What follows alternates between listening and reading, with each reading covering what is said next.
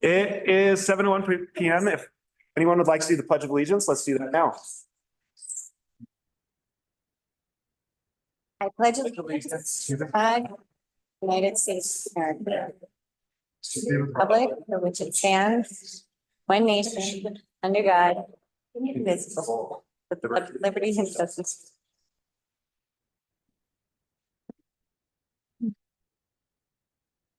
And are we live on Zoom streaming to YouTube? Yes, you are. Great.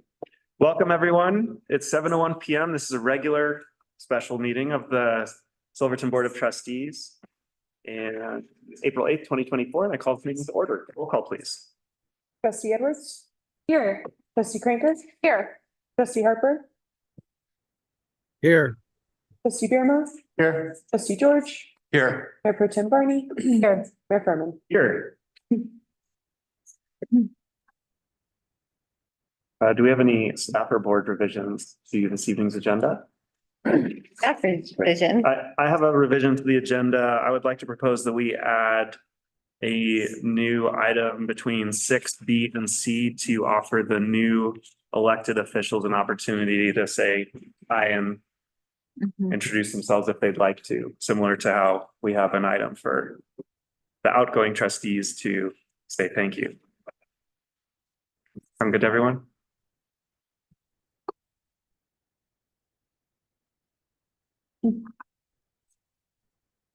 I will now open up public comment. For those on Zoom, please click the raise hand button if you'd like to make a public comment, but we will start with in-person comment. Please introduce yourself and we will give you 3 minutes to speak. Surprise.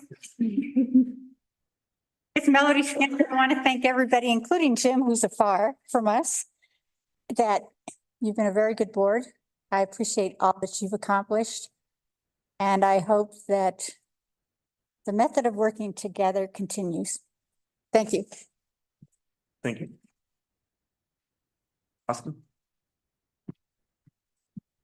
Thank you, trustees. First, I'd like to thank outgoing members for their service and public service to this town, and new members for stepping up to the plate here, and wish you all luck. I'm here specifically tonight to talk about outdoor dining and resolution 2024-12. The recording, will you just introduce yourself as well? Oh, yeah, sure. My name is Austin Lashley. I'm a owner of Avalanche Brewing Company and county commissioner for San Juan County, and live at 1350 Empire Street. So I'm here tonight to talk about resolution 2024-12, resolution of Town of Silverton to establish and amend the fee schedule. Just based on the fee schedule that I've seen, I had a couple comments.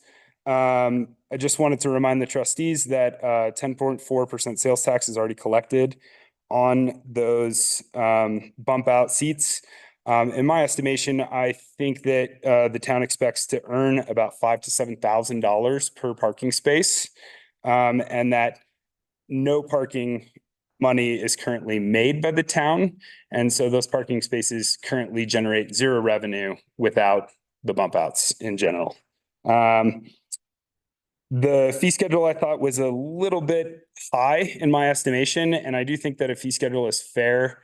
But in implementing a fee, I think that you're actually going to be losing money on those parking spaces for sales tax, because I think that you'll have less businesses investing in those parking spaces by your fee schedule, versus the sales tax money that you'll earn on those parking spaces. In general, I think 50 cents a square foot for a parking space is pretty high.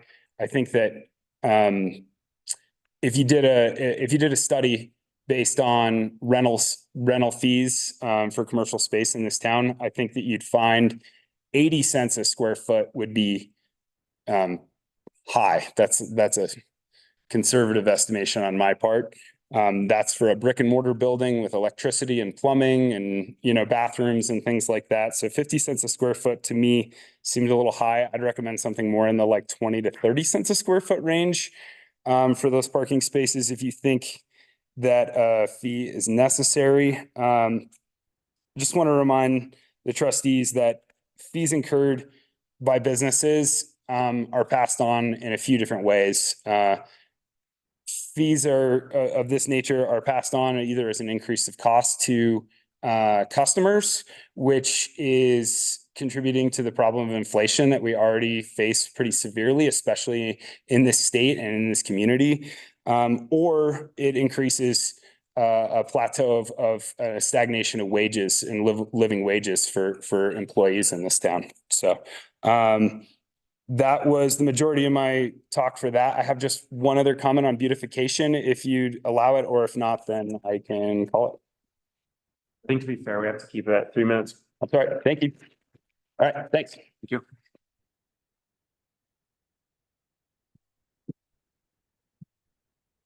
Should have asked him to email us. Any other in-person public comment? I don't see any raised hands on Zoom, so we'll close the public comment period. There will be another public comment period at the end of the meeting. And we will move on to item 3 of our agenda, which is consideration to approve the consent agenda. All right, and in your consent agenda, you have a renewal application for Mountain Annie's retail marijuana, as well as an administrative error correction for resolution 2024-03.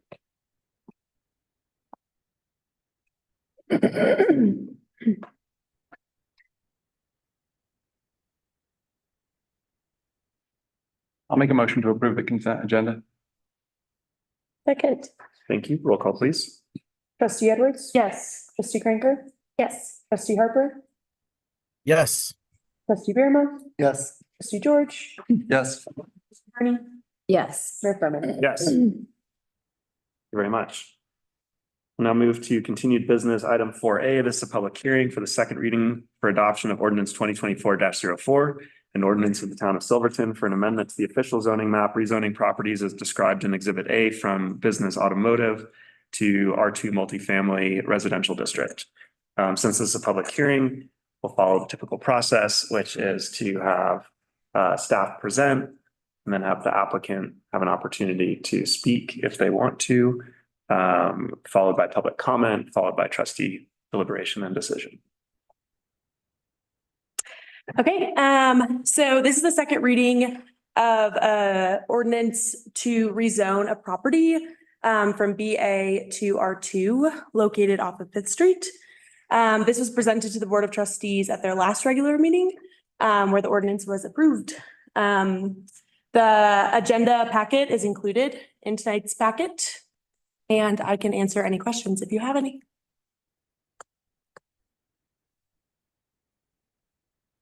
Thank you. Or give a longer description if you want. Do we have anyone speaking on behalf of the applicant? The applicant is not present. Okay. So we'll open up public comment. Do we have any public comment, either in person or on Zoom?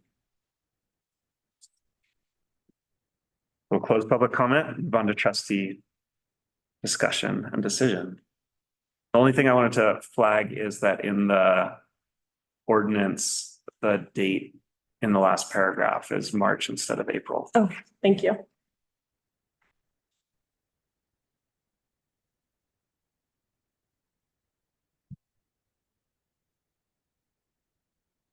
Are we still in support? Second reading. Good. I mean, we're going from a business automotive to residential. We've made housing a priority. We've reviewed this already.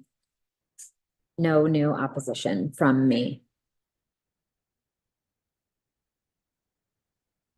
Got the thumbs up from Jim. Would anyone like to make a motion?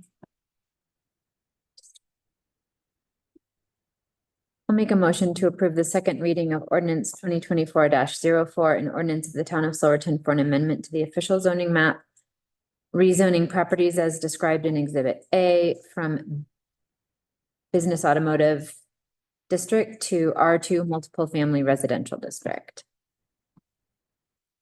Second. Thank you. Roll call, please. Trustee Edwards. Yes. Trustee Kränker. Yes. Trustee Harper. Yes. Trustee Bearma. Yes. Trustee George. Yes. Mayor Barney. Yes. Furman. Yes. Thank you. Thank you. We'll move on to the next item on our agenda, which is 4B outdoor dining guidelines update. So you have two agenda items here, B and C, but we covered them both in the agenda memo. The outdoor dining guidelines are referred to in ordinance 2022-04, establishing our outdoor dining program.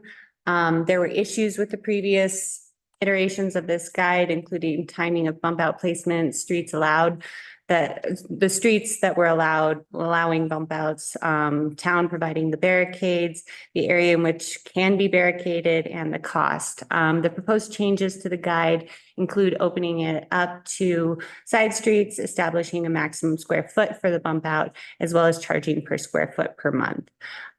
We would like to pay for the program and upgrade it in the future. This year, we are going to be working on improving the current look of the bump outs with flower hangers and paint with reflectors. And then part of these upgrades will be paid for by our Main Streets program through San Juan Development Association. But in the future, we hope to save up to have kind of more beautiful outdoor dining options such as parklets. Now these range from $25,000. So it's definitely a stretch there, but if we could start saving and maybe have a grant match in the future, that is something that we would like to see. We did present this to the Finance Committee meeting and talk through kind of what this might look like. And then staff went back and created this draft. So this draft hasn't been reviewed by a committee at this point. I do want to put that out. And trustees have two items for consideration. One is updates of the outdoor dining, and the other is the resolution to amend our fee schedule to include the new cost. So if the updates to the dining guides do not pass, then the fee schedule resolution is mute and will need to be voted down. Thank you. Are there any questions or discussion on the guidelines, independent of the resolution proposal?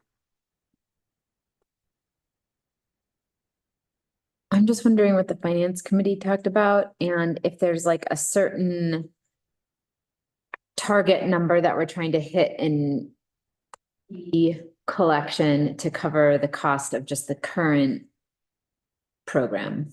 And that is the target number right now. That's how That's where we are. came to that 50 cents per square foot. Okay.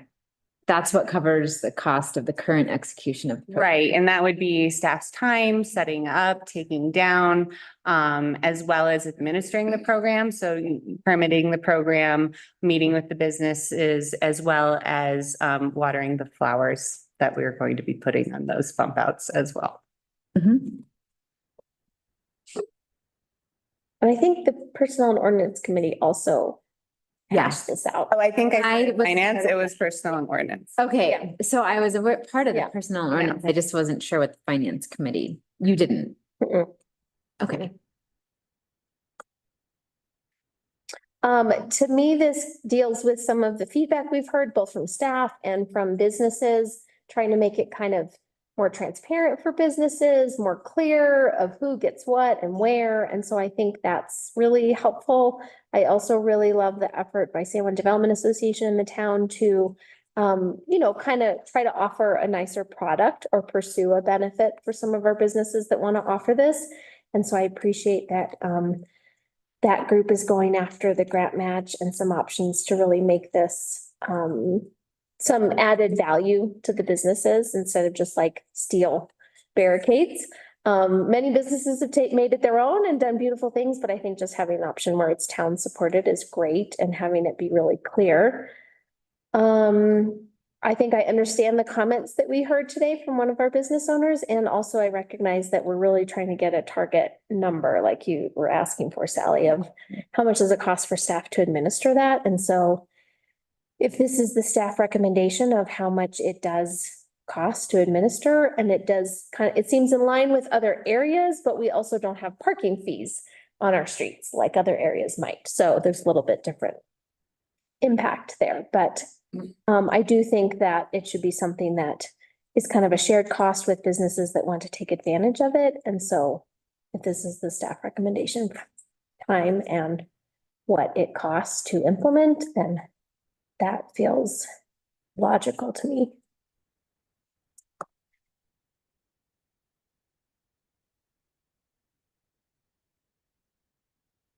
Were there any examples that you found of municipalities charging for bump outs that were less than what is proposed? Because both Telluride and Durango are more by a decent amount. Yeah, we could not find any that were less or like sized, honestly. We were really struggling with the like sized.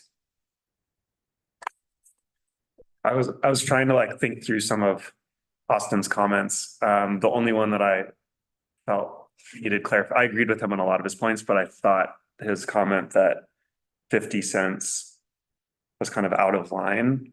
Could go either way. The last time I looked at commercial square foot rent in Silverton was in 2021. It was $1 per square foot, but that's for like an internal space, like you said, with plumbing and electrical and other things. But I'm sure that that's got to be higher 3 years later. And I do think it's fair to charge rent to allow, you know, meaningful increase in a private business's footprint in exchange for using public space. And I think 50 cents per square foot sounds like a reasonable amount, especially since it's justified by a goal to recoup costs and not to earn additional revenue. That's Right. where I stand. We're not making money off of it. We're just trying to pay for our own costs, which I think is important. But I also agree with Austin and sympathize that those costs just get passed on to the consumer, and it already is fairly expensive for where we are and what things cost. But I think I'd fall simply on the side of this as proposed being fully reasonable. Did the P and O committee have any other things that came up in the discussion that's relevant for implementing it, or feedback that they've heard or anything? I think the businesses that participated in that committee meeting were really in favor of the program, generally speaking, and wanted to see that it continue, and they see it as increasing the volume they can generate over the summer months when the bump outs are in place, and that being a positive impact on the town sales tax collection, as well as, you know, sort of the exchange for that public space that they're using to increase the volume. But what we heard primarily in that meeting is business support and really saying like, this really makes a difference. This matters to us to be able to offer that space to customers. I'm also curious what Jim thinks, who's sitting Oh, in a yeah. bump out as we speak. Jim, wow, great demo. I am sitting in a bump out in Doniphan, Missouri. It's my father's 79th birthday. So my brothers and I decided to all meet up here and surprise him for his birthday. So thank you for allowing me this. I'm all for the bump outs. I'm all for keeping it going. I do feel like everyone needs to pay in, and I think it's a fair price.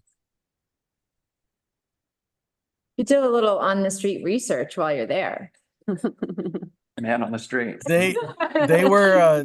They closed down the street actually right here because they were Oh. celebrating the eclipse today. The eclipse went right over this part of Missouri, and it was a big deal. Nice. I thought you were gonna say they closed it down for your dad's birthday. He's not that important, but don't tell him I said that. It was a public recorded meeting.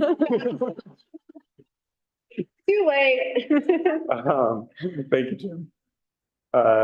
Liv or Jordan? I agree that businesses need to pay into the shared cost of the bump outs, and I apologize that it's uncomfortable, but if we want to keep having them, I think it makes sense that that cost is shared and not. Thank you. Yeah, I guess, would there be an option if people wanted to put in their own like sweat equity into it and take out some of the costs if they do their own labor and putting stuff up, but. I thought about that too, and then in my brain, I was like, that adds this other layer of admin that. Well, that was the other thing is like, should the town take on the beautification of it, or is that up to the restaurant, and Mhm. or are we just doing it to standardize it? But I'm fine with the number that we came up with, because it is just there to cover our costs of what we're providing.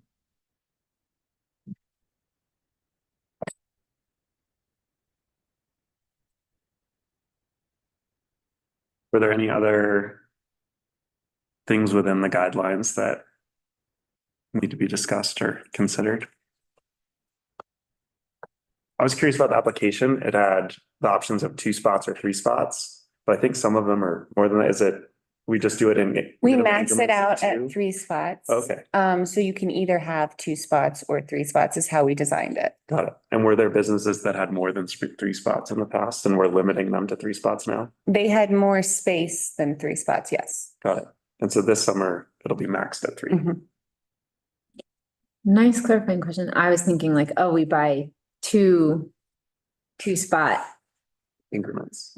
yeah, like Okay. units, but that's a good, I'm glad you clarified that. Have you talked to anyone that had larger bump outs last year?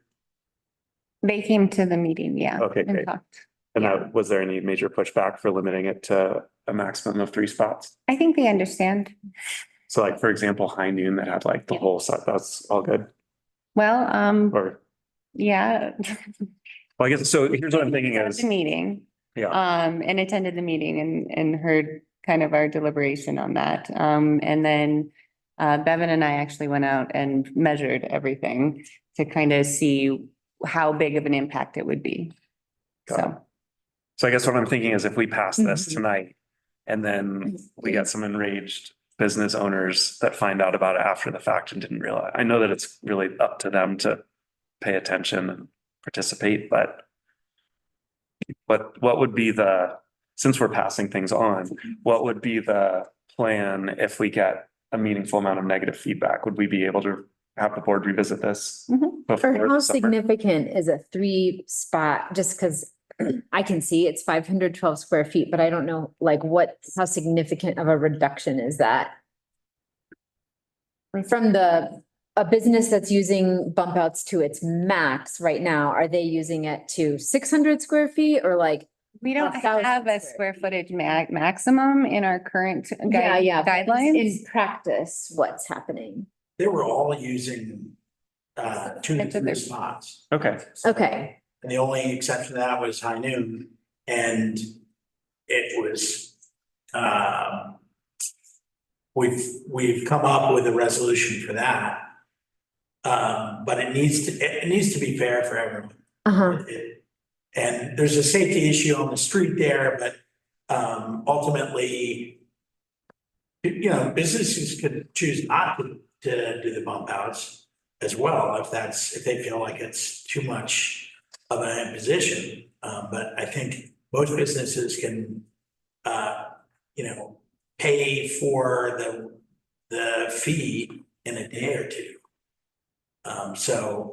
But we're just trying to keep it consistent so that there's no favoritism and, if someone says, hey, I want to do 1 spot, we could potentially look at that. I think it's partly, we're trying to beautify the bump outs as well, painting the barricades, we talked about flowers and maybe some signage, but ultimately it's, we're trying to improve it as well.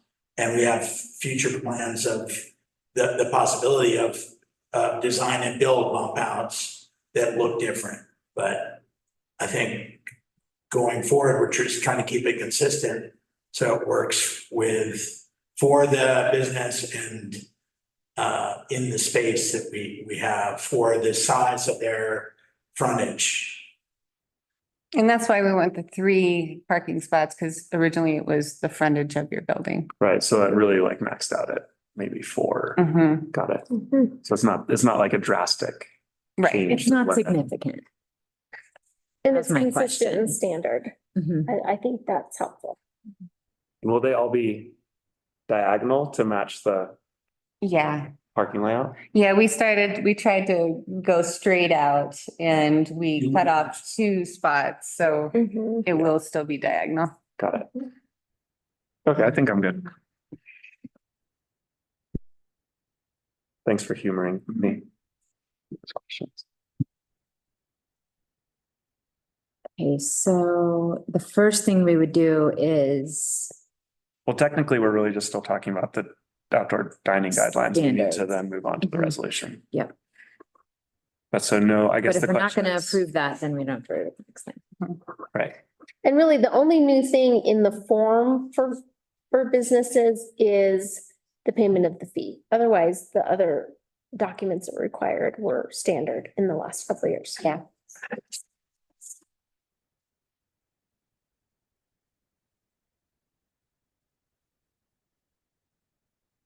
We also gave the option to do 1 month or more months. Mhm. So if people just wanted to capitalize on July and put their bumps out, then we're allowing it for just 1 month if they want. Okay, and I forgot to check this, but I'm sure it's, yep, okay. So we're saying May 1st to October 31st. Correct. And I think I remember seeing in here, right, barricades placed annually prior to May 1st will be the responsibility of the business owner to remove when we have to do street cleaning or that kind of stuff. Because I know that's been tricky in the past, is that timing of wanting to get them out in May, but us also needing to do some street maintenance, so. And they have been good about that in the past. Yeah. And if people need help moving them, then they can request that.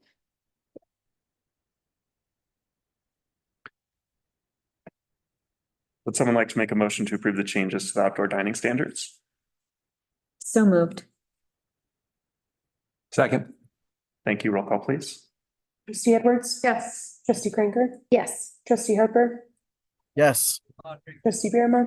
Yes. Trustee George? Yes. Mayor Pro Tem Barney? Yes. Mayor Furman? Yes. And so now we'll formally move on to continue business 4C, which is resolution 2024-12, resolution of the town of Silverton to establish a bump out license fee and amend the 2024 fee schedule. I think we've talked about that fully. So would someone like to make a motion to approve resolution 2024-12, resolution to establish a bump out license fee and amend the 2024 fee schedule? So moved. Thank you. Second. Thank you. Roll call, please. Trustee Edwards? Yes. Kränker? Yes. Trustee Harper? Yes. Trustee Birma? Yes. Trustee George? Yes. Mayor Pro Tem Barney? Yes. Mayor Furman? My final yes.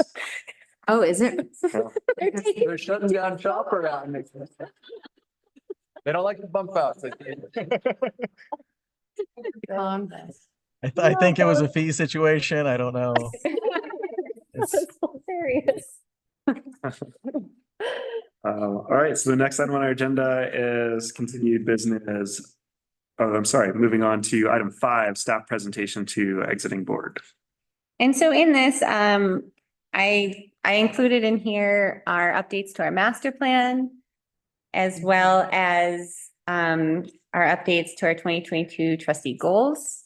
I wanted to thank you, Shane, Sally, Jordan, for the 4 years you have dedicated to the town of Silverton. I have a little plaque for you all. So, Thank you. right, your time.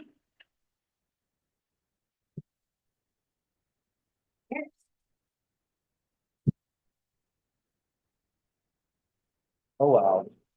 Wow. Pretty awesome. Do anything this nice for the other board.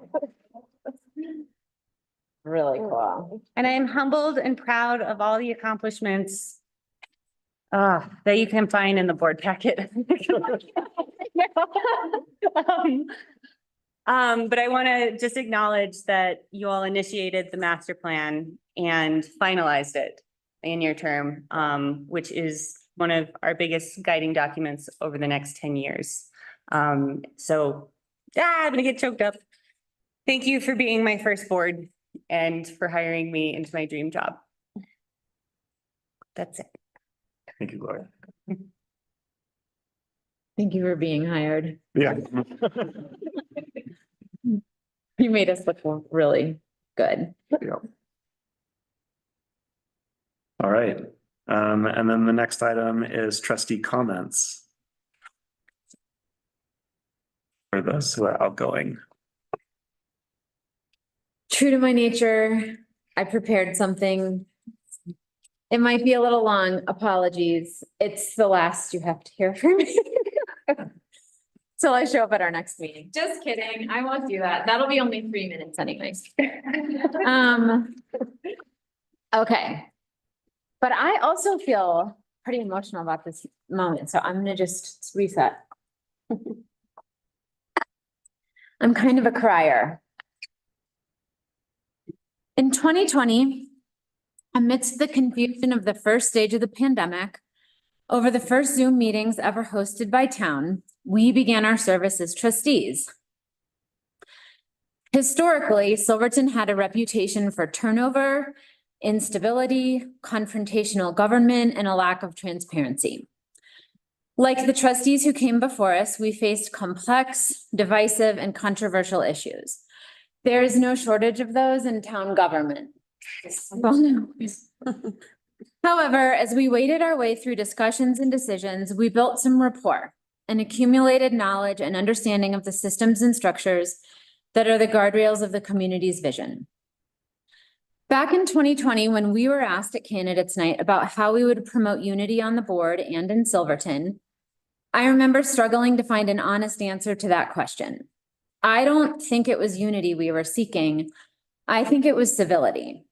People will always be diverse and have a myriad of values that at times will conflict.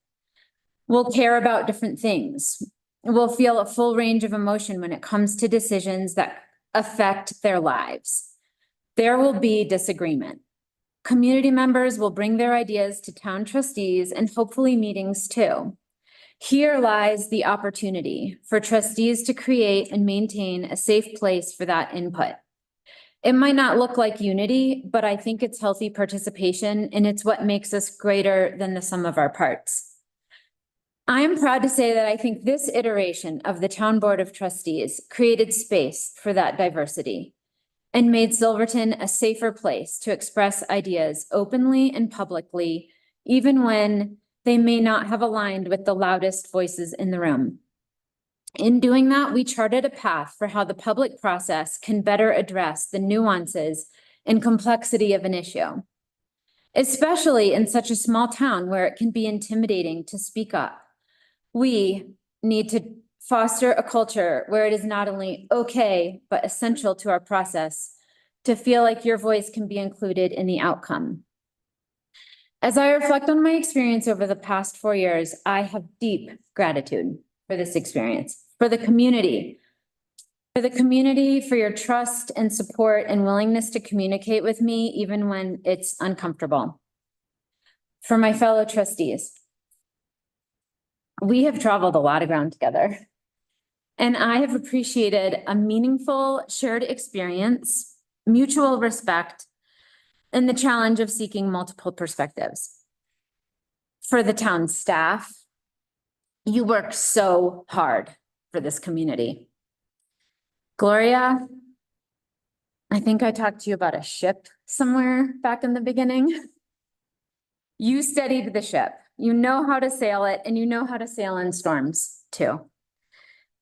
I have gratitude for learning, so much learning. I told teachers at school the other day, I didn't get my master's degree in 4 years, but I feel like I have a master's of meetings. I thought all I would have to do is the right thing. It turns out that is not always so obvious. This will make me teary. And for my family, who endured so many hours of me on the phone and going to meetings and missing dinner and bedtimes and rerouting our travels to find service. I hope our girls have experienced this past 4 years as a model that teaches them the value of service and a version of courage. And for my husband, Mike, for whom this role that I chose to take in the community created more attention and stress than he would ever have signed up for. And he gave me countless conversations of listening and supporting my commitment through it all. And thank you to this new group of incredible people who have stepped up to offer their time and expertise for the community. Welcome, and as a former trustee said to me, go have some fun. And this is my final thing, to help me say important things better, I have one final reading that I wish I had read in 2020 for the new board, and I have a copy of it as a gift. Okay, this is called For a Leader. May you have the grace and wisdom to act kindly, learning to distinguish between what is personal and what is not. May you be hospitable to criticism. May you never put yourself at the center of things. May you not act from arrogance, but out of service. May you work on yourself, building up and refining the ways of your mind. May you know those who work for you. May those who work for you know you see them and respect them. May you learn to cultivate the art of presence in order to engage with those who meet you. When someone fails or disappoints you, may the graciousness with which you engage be their stairway to renewal and refinement. May you treasure the gifts of the mind through reading and creative thinking, so that you continue as a servant of the frontier, where the new will draw its enrichment from the old. And may you never become a functionary. May you know the wisdom of deep listening, the healing of wholesome words, the encouragement of appreciative gaze, the decorum of held dignity, the springtime edge of the bleak question. May you have a mind that loves frontiers, so that you can evoke the bright fields that lie beyond the view of the regular eye. May you have good friends to mirror your blind spots. May leadership be for you a true adventure of growth. It certainly has for me. Thank you so much. Thanks for the time. Thank you, Sally. Oh, Jim's snapping. Thank you, Tim.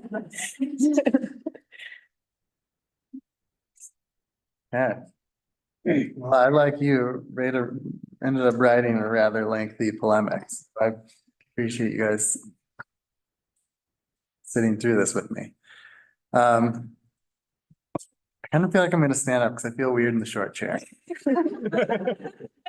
I get it. Sure. I can stand up.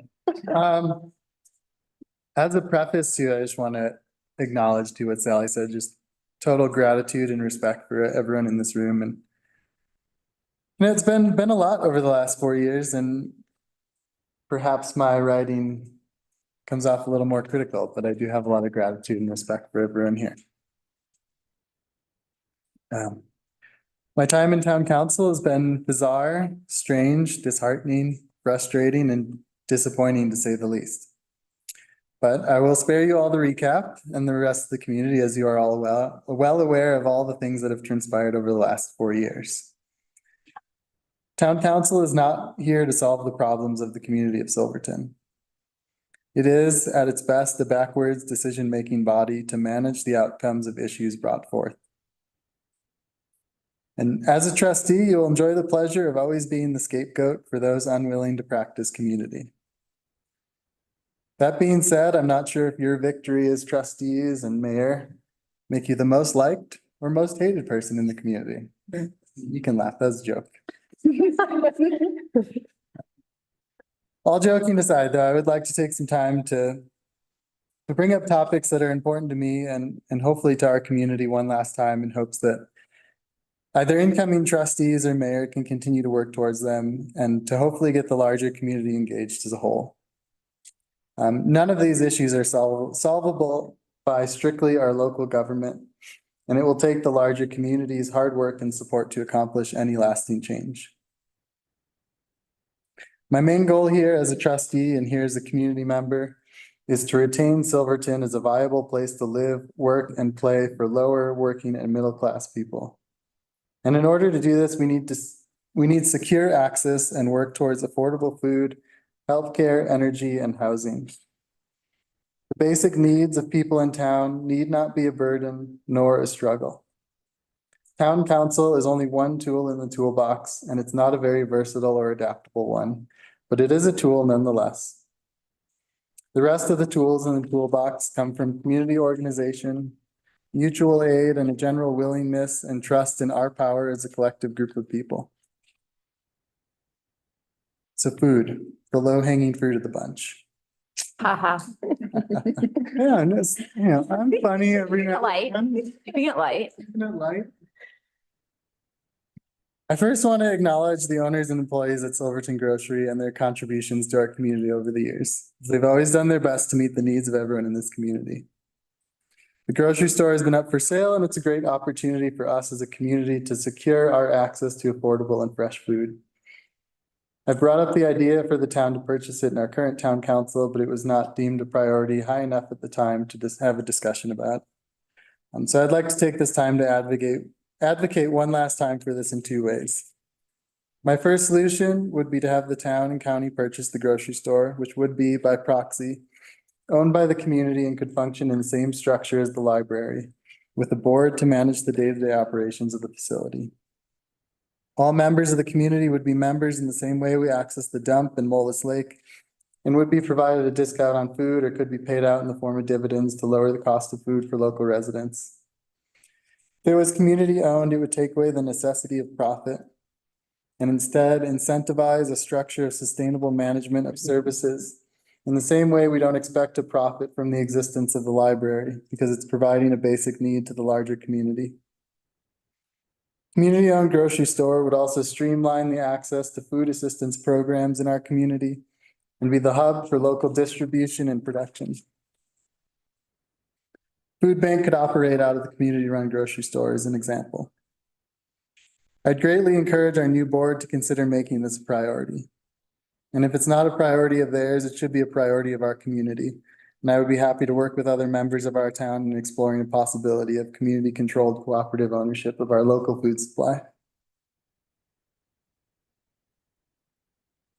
We do not currently have any community organization that is broadly here to support the diversity of the community's needs. And I want to read a quote from the San Juan Historical Society, publication, the San Juan Courier from the summer of 2022. Quote, the Silverton Miners Union Local 26 was at its peak membership when the hospital was built.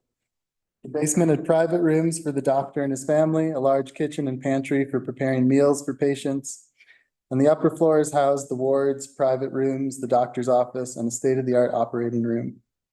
Today, the operating room still retains its large solarium windows, and the building's original layout and features remain essentially intact. Historically, almost every miner in Silverton was a union man. And charitable events involving a local union member's family were frequent and were absolutely critical to the fundraising effort for the hospital's construction and equipment. That's the end of the quote. Generally, looking back at the past for inspiration to the future is not always prudent. And I have plenty of historical critiques and criticisms of the Local 26 Union. However, having an organization that involved a huge group of the community operating on their own to take care of their own needs is a huge asset. It is the building block of how we even have the remaining basic services that our healthcare in town provides. The formation and creation of an organization such as this, working with the local government and other organizations, will be the key to tackling broader issues such as energy and healthcare.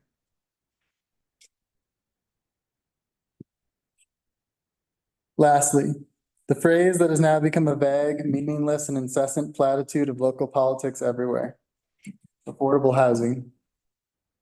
It is not without merit, though, as it is the keystone of the future of this town. Everyone in this community is continuously advocating for the town to create more affordable housing. Continually asking, how much is affordable housing? Who should qualify? What are the qualifications? How can we get more grants and money for affordable housing? Et cetera, and et cetera. We are missing two important components that never seem to get brought to the forefront that I believe supersede all of these other important questions I just mentioned. The first is, how much affordable and attainable housing do we as a community need? Out of our current housing stock, we have somewhere in the range of 1 to 10% that would fall in the affordable and attainable housing. This varies depending on the definition you use and how you calculate what qualifies. But this leaves us largely in a position where we have highly restricted housing that requires a very specific level of income and a lot of hoops to jump through to attain that is generally in the $200,000 to $300,000 range, which is only about 1 to 10% of our total housing stock. Houses $500,000 and more, was one less than that listed today, consume the remaining 90 to 90% of housing stock. Based on our local economic demographics, AMI, and wage growth, we would need a minimum of 50% of our total housing stock in the future to fall within the parameters of affordable and attainable, whether that's rental or property that is owner occupied. My own estimation would probably be closer to 75%. Would need to fall within these parameters to ensure access to housing for poor, working, and middle-class people in town in perpetuity. Our canary in the coal mine, so to speak, is the one simple statistic from DOLA and our own local housing authority. 59% of households in San Juan County spend over 50% of their income on housing. And this comes from a combination of three things occurring. The first, businesses in town are not able or they're not willing to pay their employees a living wage. And the increase in overall sales tax has not translated to significant wage growth for workers. Secondly, the large gap in housing prices between $300,000 and $500,000 have completely removed the ability of lower and middle income earners to purchase houses at the higher rental market price and has mitigated their ability to save any money. Lastly, those rentals that are available are high either to cover large mortgages or of overpriced housing, or that have been increased by landlords to match the rising rents in town. Overall, this statistic alone is disgusting and kind of makes me sick. It's our community exploiting other parts of our own community for profit.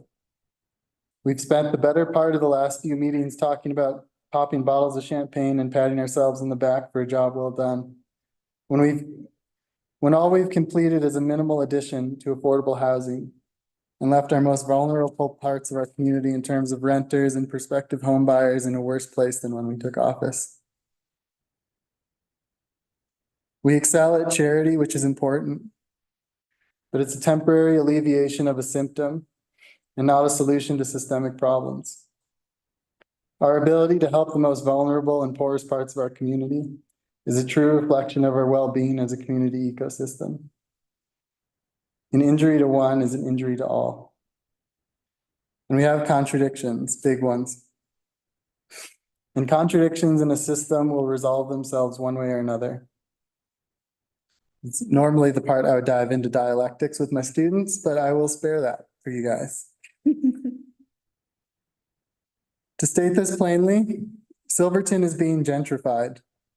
Not has been, not will be. It is in the midst, which is why our current approach to affordable housing has not yet revealed all its flaws. Our current affordable housing is covering the bare necessities of workers in town, although many businesses in town might disagree, and rightly so, as I've definitely heard of difficulties of housing employees last summer. The way gentrification works in simplistic terms is that properties are purchased by wealthier individuals. As properties are purchased for higher values, it raises the assessed values of those properties around it.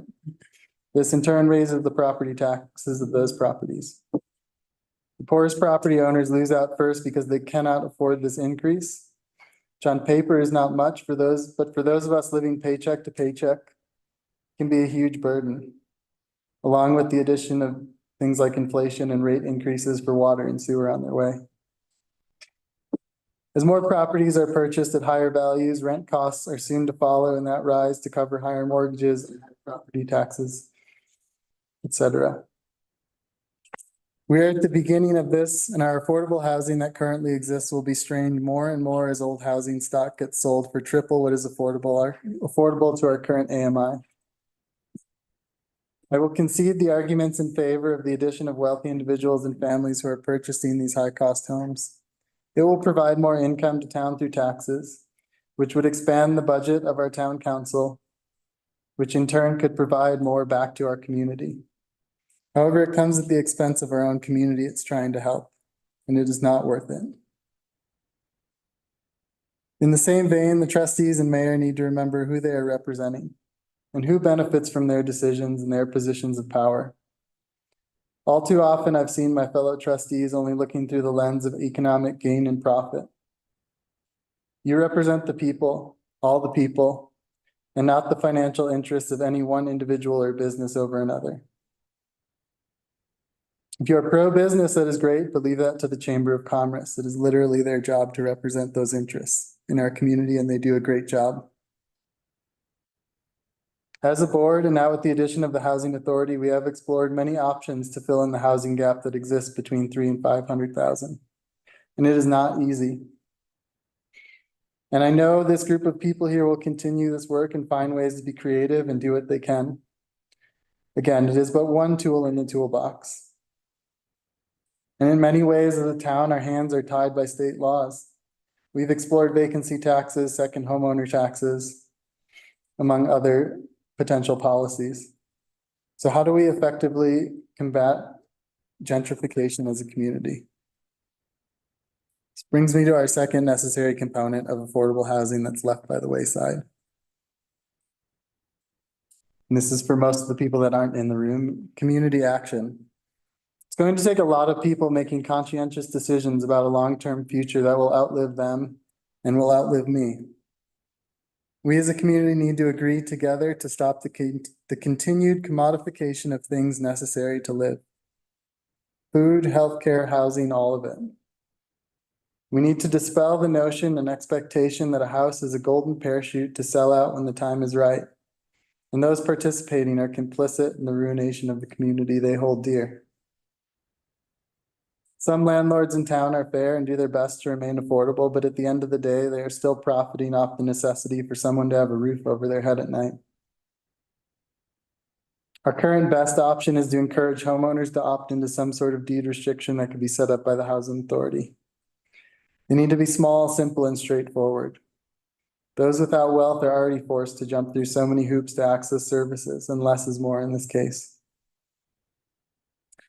Some example possibilities of simple deed restrictions could be that residencies will always be retained as the owner's primary residency, or limiting the appreciation value per year to reduce people buying a house just to flip it. And yes, this would lower the property's value, but it would limit the market of those purchasing. And however, having a lower assessed value, it also have a lower property tax, which over time would save the owner money. With the right structure and opting in of enough homes, there'd be a thriving third market of lightly deed restricted homes to fill in the housing gap, and one that would remain in perpetuity if written correctly.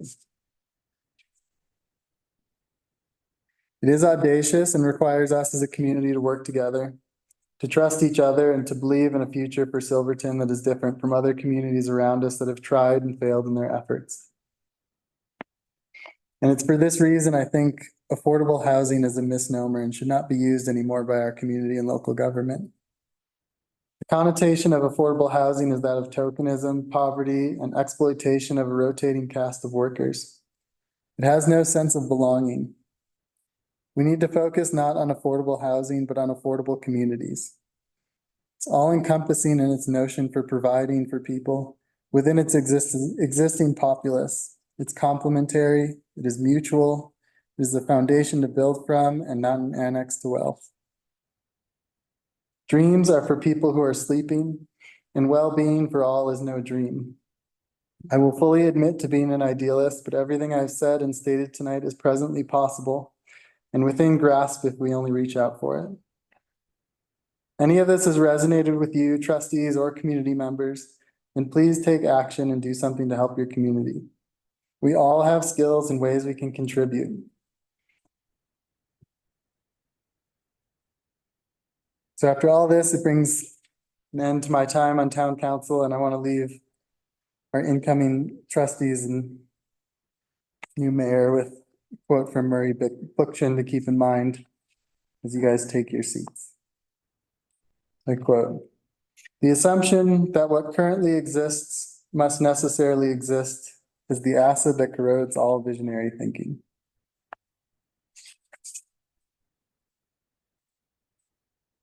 Thank you guys for listening. Thanks, Jordan.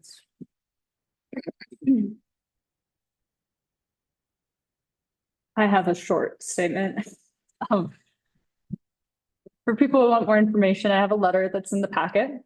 I'm truly honored to have received such significant support in the recent election, and I would never have run for this role in the first place without the support and encouragement of the community. This was never something that was even on my radar until I was asked by several people in the community to pursue the role. The last year in this role was a significant stretch beyond my comfort zone, and if not for the results, I would try my best to continue in this role of public service. However, I am also honored to have tied with someone who is equally supported by the community. And after careful consideration of my current professional and volunteer commitments, I realized that my schedule is incredibly overbooked, and the responsibilities of this role, which I hold in really high regard, require unwavering dedication and intention, which is a standard I strive to meet in everything that I do. And given the circumstances and our tied result, I have decided to respectfully withdraw my candidacy for reappointment. And this was not a decision I made lightly, but I believe it is in the best interest of our community. And I am confident that Lindsay has the capacity and dedication to fulfill the demands of this role with the excellence it deserves. I look forward to seeing what she does on the board. Over the past year, serving in this position has been an immense honor. And I would really like to extend my heartfelt thanks to the board for appointing me and to the community for supporting me. And I want to express my gratitude to this board, town staff, and the incoming board members for their commitment to public service. Thank you. Thanks, Liz. I also have a statement and it's relatively succinct. Thank you to the Silverton community. It's been an honor to serve you for the past 4 years. For those of you that shared kind words, that support meant a lot to me. And I urge you to show the same support for the newly elected members of this board. Those kind words go a long way towards offsetting the turbulence we experience from time to time. For those that challenged me, I also appreciate that. It's really important for us to always consider all of the perspectives as we make decisions up here. Looking back on my term, I'm overwhelmed by the good fortune I've had to be in the right place at the right time to support so much positive change for the Silverton community. Some of the significant accomplishments this board has supported are navigating the COVID pandemic, hiring and retaining Gloria as town administrator, the development and completion of the Compass Master Plan, establishing a housing authority, completing the redevelopment of Anisi Park, supporting the development of the Bakers Park Trail System, completing the annexation of Anvil Mountain subdivision. Many of those things we didn't think were possible within our 4-year term. And just during Gloria's tenure, staff have obtained $5,676,801 of grant funding, which is a huge amount of funding for a small community like ours. In addition to these significant accomplishments, I'm most proud to be part of the positive social shift we've experienced. The divisiveness that seemed like a core value when I moved here is barely present today. Widespread bullying and harassment have been replaced with logic-based, rational, and respectful debate and decision-making. And I'm cautiously optimistic that this is the new normal. And I hope the new members of the board will serve as role models for this community by treating each other and all of the staff members and everyone in the community with understanding and respect, regardless of how divided you may be on the issues you're responsible for resolving. Now, here are a few lessons I've learned that will hopefully help you avoid some of the frictions we've experienced. First, the media. Reporters will call you. Always ask Gloria what she thinks before responding to questions from the media. Always ask the reporter what their goal is for the story. If possible, ask them for their questions in advance. And if you don't like it, don't comment.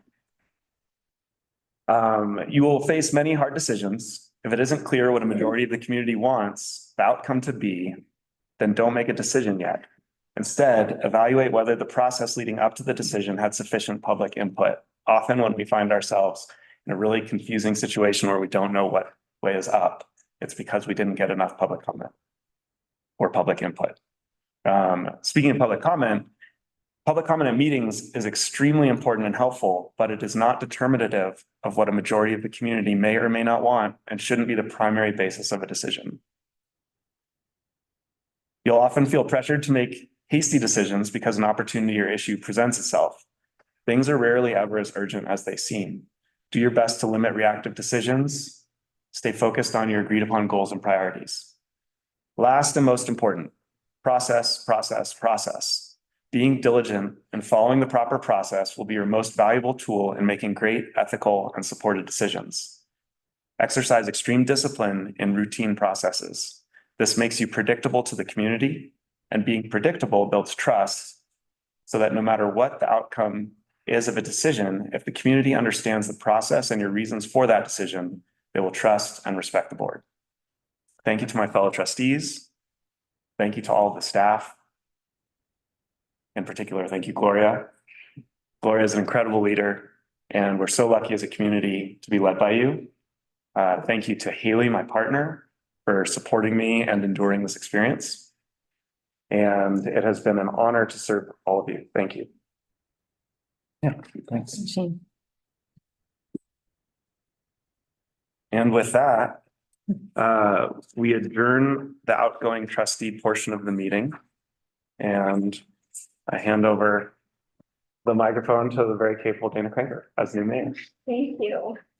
I wanted to offer thanks to Sally, Shane, and Jordan for your tenure. Weathered it with grace and poise, was not always such an easy job. I'm really proud of the work we did together. I'm happy to take the baton in this relay that we're running, and I wish you many happy meetings. You can always tune in. You know where to find us. Thank you. You want. So. Put it on your, Wait, we take these? Just Yes. Do we document the time? Do we need to document the time? Are you okay, Melina? Okay. This was so weird because when we did this, we were on Zoom before, and I was in our room and I hadn't yet figured out like how to be comfortable for a long Zoom meeting. And I remember just sitting there like, oh gosh. Now I have to sit like this for a long time. All right, so are we now a regular meeting? Well, kind of. So we're gonna go into our administering oaths and appointments. Okay. So the first thing we'll do is we will have our new trustees come over here. And we'll actually have you guys right up here. And Scott, we can have you right here. Great.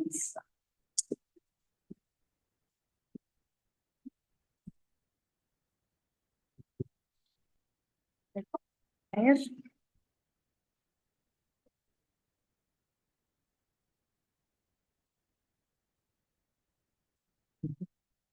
Yes, wonderful. Print it out a lot. Just so you guys can think about it.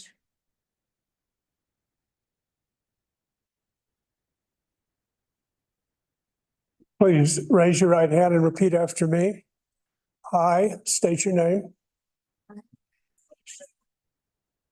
Do solemnly swear and affirm that I will support the Constitution of the United States and of the state of Colorado.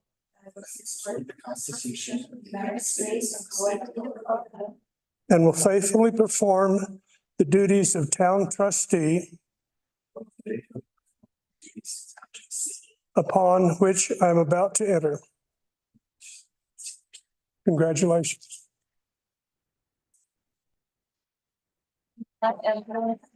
Thing for you all to sign. Here. Jim, we know you're here in spirit.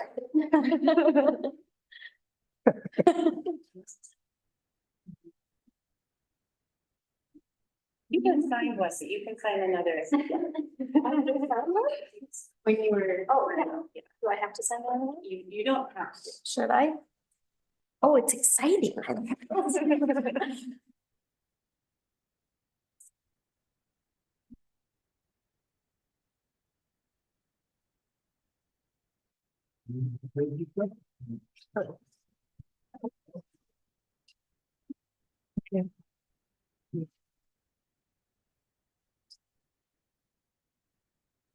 Then we'll have you all come to the seat up here.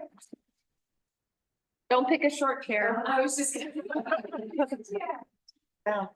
Maybe Carl and Tyler can weather the short. I don't know. What about the short pair, but more. You avoided. Oh, wait. Wait, maybe you actually want these. That one's Jim's.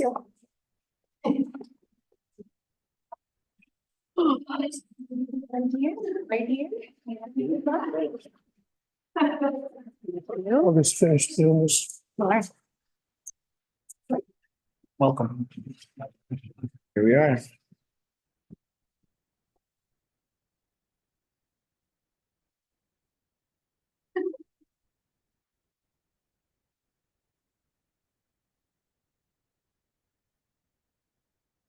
Wait, you want to kick it off for the?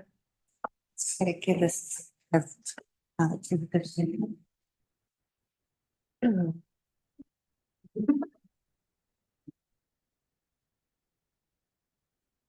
Right. So your first order of business need to be to officially appoint your mayor pro tem. Since Jim got the highest votes in the trustee race, he will be your, Well, actually, our first one will be the vacant trustee vacant. and the appointment. Okay, sorry.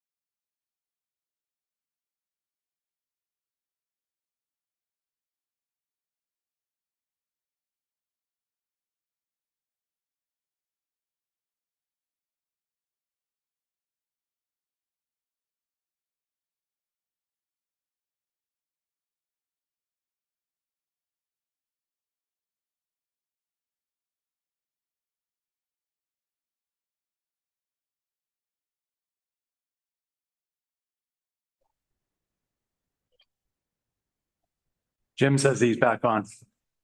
Sweet. Well, and Clayton, we can see him, so. You. What up, isn't it? The interruption, we are back. Part 2. And make sure that it's actually live stream. I'll wait till Jim gets on.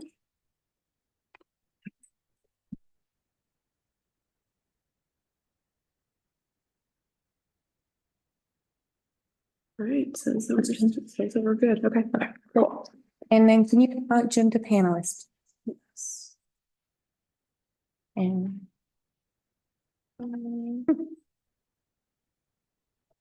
Okay. Jim's up. I will. Okay. Are you okay with us proceeding with the swearing in ceremony? Yeah, do you think we got the motions on the live stream? Clayton, were you able to hear the motion to appoint Lindsay Halverson? It froze right about when you did the signature, right after that. So Oh. I mean, it froze almost immediately after. Everybody sat down. There was the motion, then you corrected and said we were doing something first, and then pause. Okay, why don't we just recap then? We'll just do a summary. Thanks, Jim. Thanks for joining us again. So we were having a discussion on filling the vacant position. There was general trustee agreement that we would use the recent election results, with the highest vote getter being Lindsay Halverson. Liv Edwards has withdrawn her name, and Trustee Wakefield asked if we could have a discussion in the future about a written policy for kind of when we do appointments based on soliciting applications or letters of interest from community members, and when we would do it using the most recent election results. But there's general agreement to use the most recent election results in this regard. So Jim, I just wanted to give you the opportunity to see if you had any other comments on filling this vacancy, different than the staff recommendation, or if you have a different opinion. No, I agree with staff recommendation, and thank you. I agree with staff recommendation, and I also agree with prior precedent. And I think when in doubt, usually just lean on prior precedent. Thanks, Jim. Yeah, and probably the community had not heard the clarification, but I know there was some community confusion. We've had a couple vacancies in the last several years, and those have typically been done through soliciting letters of interest because they've been significantly outside of a recent election. So that's why they had been handled that way. And again, with the attorney recommendation and staff recommendation being use the most recent election results. So at this point, I would entertain a motion to appoint Lindsay Halverson as a trustee with a 2-year term to fill the vacancy of trustee Cranker's seat, my seat. So moved. Second. Roll call, please, Melina. All right, trustee Gardner, Yes. trustee Schicker, Yes. trustee Wakefield, Yes. trustee George, Yes. trustee or Mayor Pro Tem Harper, Yes. Mayor Cranker. Yes. Congratulations. All right, it's official and it's on YouTube. So we'll have you come up for the swearing. Do the swearing in ceremony again for you. Thank you.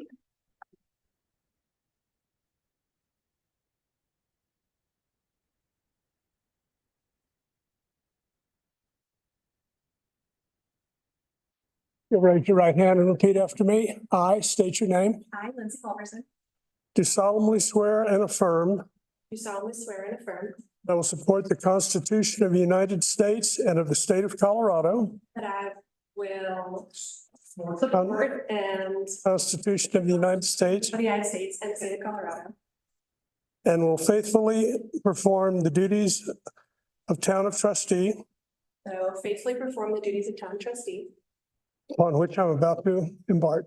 which I am about to embark. Congratulations.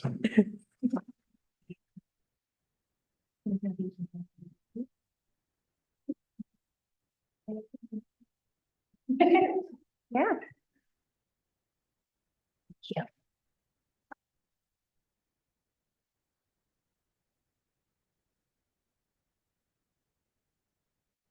Mr.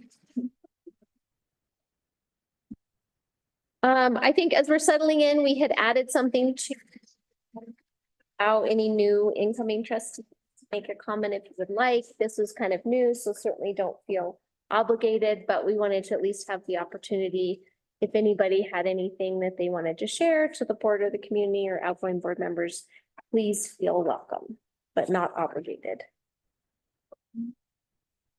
I just want to thank everyone for the support, and I know the past board did an excellent job.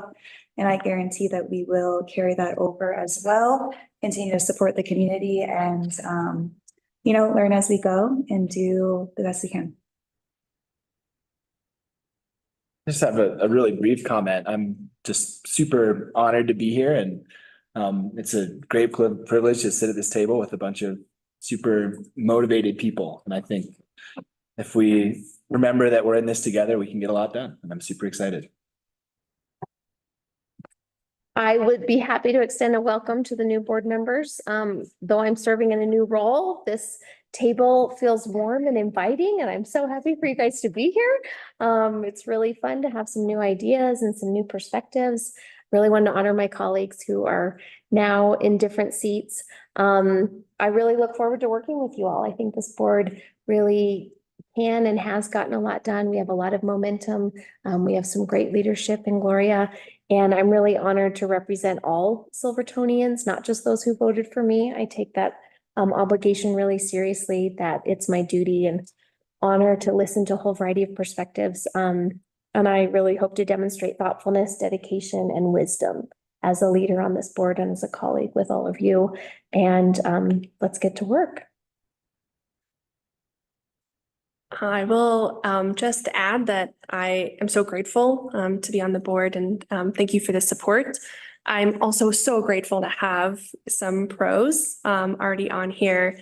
I think we have a really incredible makeup of some new faces and some really, really dedicated expertise in the room. So I think we're gonna have a good session.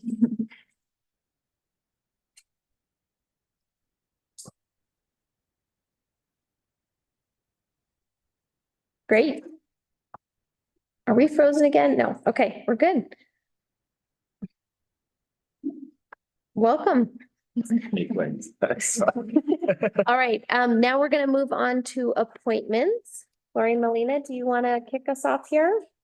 So every 2 years after the regular election, officers are reappointed to their offices by the newly organized Board of Trustees. The offices to be appointed are the Mayor Pro Tem, the Town Administrator, the Town Clerk Treasurer, Town Attorney, Municipal Judge, and Municipal Engineer. As I was starting to say earlier, Jim got the highest votes in the trustee seat. He will be appointed your new Mayor Pro Tem. And as for the rest of us that you have to reappoint, you have up to 30 days, or you can knock it out in this meeting. Otherwise, it would be the next meeting.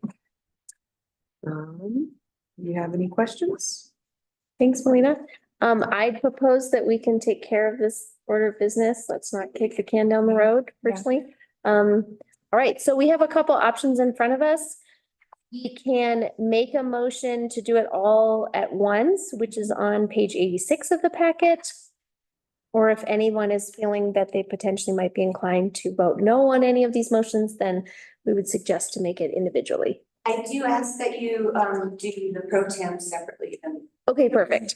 All right, so then first I'll entertain a motion to appoint trustee Harper to the position of Mayor Pro Tem in accordance with Silverton Municipal Code 2-2-30. So moved. Second. Trustee Halverson? Yes. Trustee Gardner? Yes. Trustee Schnittker? Yes. Trustee Wakefield? Yes. Trustee George? Yes. Mayor Pro Tem Harper? Yes. Yes. Okay. Thank you. And why don't we just blast through the first, we'll blast through each of these individually and give anybody a chance to speak their mind if they'd like to. So I'd entertain a motion to appoint Anthony Edwards to the Office of Municipal Judge in accordance with CRS 31 for 304 and SMC Chapter 2, Article 3, Sections 10 and 30. So moved. Second. Trustee Halverson? Yes. Trustee Gardner? Yes. Trustee Schnitger? Yes. Trustee Wakefield? Yes. Trustee George? Yes. Mayor Pro Tem Harper? Yes. Mayor Cranker? Yes. Okay, I'd entertain a motion to appoint Gloria Koschberger to the Office of Town Administrator in accordance with CRS 31-4-304, SMC Chapter 2, Article 3, Sections 10, 30, and 50. So moved. Second. Trustee Halverson? Yes. Trustee Gardner? Yes. Trustee Schnitger? Yes. Trustee Wakefield? Yes. Trustee George? Yes. Mayor Pro Tem Harper? Yes. Mayor Cranker? Yes. Just giving us, this is a good way for us to all practice the process. All right, I'd entertain a motion to appoint Melina Marks to the Office of Town Clerk Treasurer in accordance with CRS 31-4-304 and SMC Chapter 2, Article 3, Sections 10, 30, and 60. So forth. Second. Trustee Halverson? Yes. Trustee Gardner? Yes. Trustee Schnitger? Yes. Trustee Wakefield? Yes. Trustee George? Yes. Mayor Pro Tem Harper? Yes. Mayor Cranker? All right, I'd entertain a motion to appoint Clayton Buckner to the Office of Town Attorney in accordance with CRS 31-4-304 and SMC Chapter 2, Article 3, Sections 10, 30, and 70. So moved. Second. Trustee Halverson? Yes. Trustee Gardner? Yes. Trustee Schnitger? Yes. Trustee Wakefield? Yes. Trustee George? Yes. Mayor Pro Tem Harper? Yes. Mayor Cranker? Yes. All right, last one. I'd entertain a motion to appoint SGM Engineering as the municipal engineer for the town of Silverton in accordance with CRS 31-4-304 and SMC Chapter 2, Article 3, Sections 10 and 30. So moved. Second. All right, Trustee Halverson? Yes. Trustee Gardner? Yes. Schnitger? Yes. Trustee Wakefield? Trustee George? Yes. Mayor Pro Tem Mayor Pro Tem Harper? I'll answer to anything. Yes. Mayor Cranker? Yes, it'll take a while. To the end. It'll take a while. That's why I thought this will give us a chance to kind of get out the anxiety around. Good. All right, now, thank you, Melina. Now we're going to move on to discussion on appointments of trustees to committees, boards, and commissions. Gloria, do you want to kick it off? Yeah, absolutely. So this is one that, let me just pull up I my. all thought you only had to attend Monday meetings. Yes, welcome to our boards and committees. I did print out a printed sheet for you all to see the current, and Lindsay, I don't think I've given you one yet. I don't think I got one. But here is a printed sheet of all the boards and commissions that our trustees serve on and have served on for discussion purposes.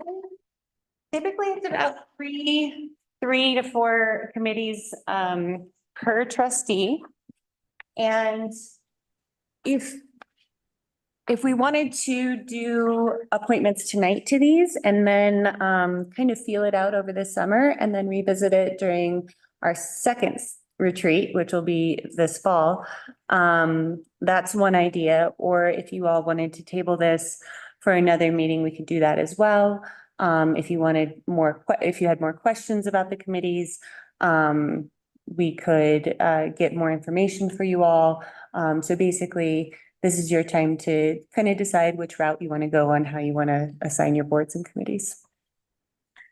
I think to kick off the discussion, there's a couple things for everyone to keep in mind that's kind of new to this, is some of these committees, meet regularly.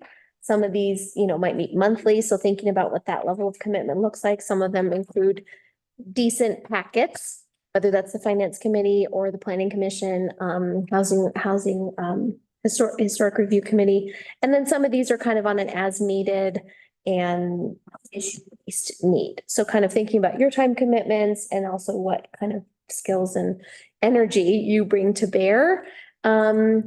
I mean, I think one option that I might suggest to proceed is if we have some of the existing board members that might want to stay on some of those committees, maybe making that an option so there's some continuity.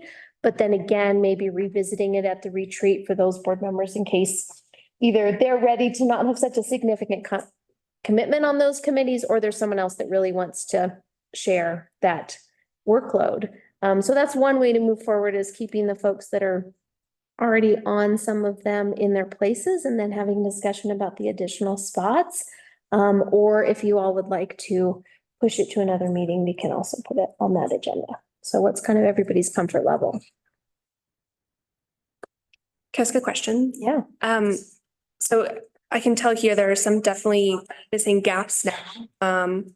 Where, for those of you who've been on the board, where are those gaps in those where trustees haven't are now vacant?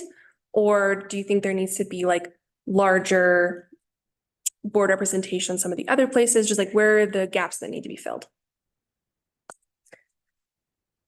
Comment there, Gloria, or you want me to? Yeah, so I think the gaps are the missing trustees is what I would say. So I have a blank one pulled up here if we wanted to go through this, so that you all would have a visual as we were to assign. Yeah, that'd be helpful. Okay. And I think too, recognizing that some of these committees kind of need to get staffed up sooner rather than later, right? Like planning commission, historic review board, and just so everybody realizes as well, housing authority, we all are the housing authority board. So that is already in existence, and you'll start to see meetings about that. We'll talk about that in a bit, but. So I pulled up a blank one. I have other ones as well, like the existing one, but didn't know which one I wanted to go with. And I guess one way too we could proceed is there are a couple boards that maybe are worth discussing, Gloria, that already have staff assignment on them. So the library board, Gloria is currently on it. Do we need to revisit that, or are we happy with? Are you happy with staying on it and happy with having Gloria as the town representative? Because there are a couple that we could just rule out and then we don't need to discuss. And I'm happy being town representative for the library board. Traditionally, it is the mayor, but I've actually really enjoyed this board, so I'd be okay keeping it. Is there any objection, comments? I could be a perfect candidate for it. Right, continue on. I think also with San Juan Development Association, we haven't had a trustee on that. Gloria has been on that. Did you want to have a different comment there, Gloria, with that one? I'm happy to stay on that one as well. 9 too, that. Yeah, so Gloria and I have shared region now. Oh, you have. And that's been wonderful. Oh, okay. But I'm wondering, Gloria, if you have other thoughts on that, or if we. Yeah, if I can share it with a trustee, that's always helpful. Okay. They love to have meetings right when I want to take a vacation, so it's really great to be able to have a partner with that. I've been happy to serve in that role. It's been quite a bit of additional like paperwork and signatures, and I've been in it for a year, and so I'm happy to keep continuing it, but I'd also be happy if someone says, I absolutely need to be involved in Region 9. I think you do great. Okay, great. All right, so so it sounds like San Juan Development Association, Region 9, and library we have covered.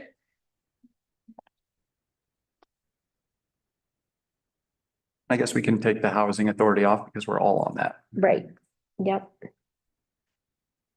Yeah, I'll put an X on all of you guys. Get an X.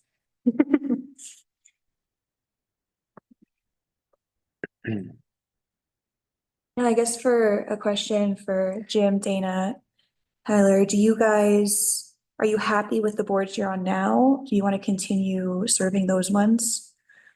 I am. Yeah. Personally, I am. Okay. Yes, absolutely. Okay. Then it looks like for the cemetery committee, then that would be covered already then.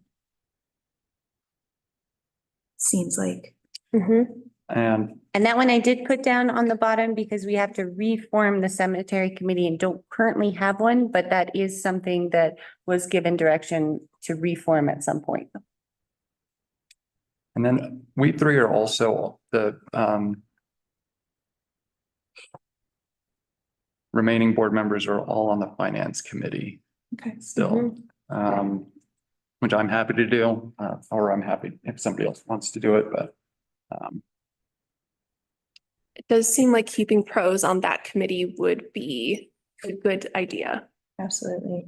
And just the timing that too, for myself, it just conflicts with my current position. Yes, it's same for me. I'd be actually really excited. I like that kind of stuff. I'm weird like that, but would not work with my work schedule. Yeah. Jim or Ron, thoughts on that one, or Gloria perspective? I know you talked about kind of keeping some consistency there. But we also could kind of keep 2 out of 3, depending on Tyler's commitments or Jim's preferences. Yeah, I encourage consistency, but then I also want to kind of preface that we do want to succession plan. So at some point, getting a new trustee in that role. When can we reevaluate committee roles? Whatever you want. But I was thinking kind of how to do this if we assign these right now. And then try it out for the summer. And then when we have our retreat in the fall, we can kind of hash it out and be like, you know what, this committee's not working for me, or I was really interested in that committee now that I'm in this a little longer. Yeah. I think that's a great idea. Yeah. Is there any opposition to keeping the finance committee as is? And Jim, if we have you online, do you have any preference for finance committee? I'd like to keep the appointments I currently have. Great.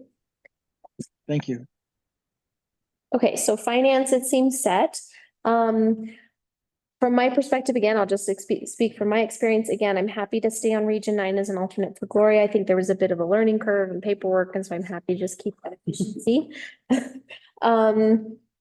Chamber of Commerce, I think, has worked well, and I've established a pretty good working relationship with that. Someone is very gung ho on working with our businesses in our chamber. I'd be happy to keep that. And then SWORD SWORD is really the regional approach to allocating the opioid settlement dollars. And that's been kind of a periodic board, and really just as an update for everybody, it's kind of been how the region has decided to spend the settlement dollars that came out of that, and as opposed to doling out, $1,000 to Silverton and $5,000 to Durango or whatever, pooling it to try to work on some regional approaches. And that decision came in front of the entire board, right? Correct. So, Yeah. But Amy, if that's a public health thing that you would love to take on, I'd be happy to give it to you. Would that be any sort of conflict of interest with my current role as a county employee at public health? I've been on it for that reason. Okay. Bringing that experience, and Becky, there are multiple public health directors on it. Okay. And so that's why I was originally appointed to it, because I brought that public health background. So there's there are multiple public health representatives on that board. I mean, I would love to do that if you're okay with. Absolutely. Yeah. Great. Any other takers? Okay, so we're talking about Amy for that, and I can kind of onboard you on what I have a lot of information on that one. Fine. I'll transfer you, and Becky's on that as well, and also actually, no, it's been more quarterly. Okay, great. Yeah, absolutely.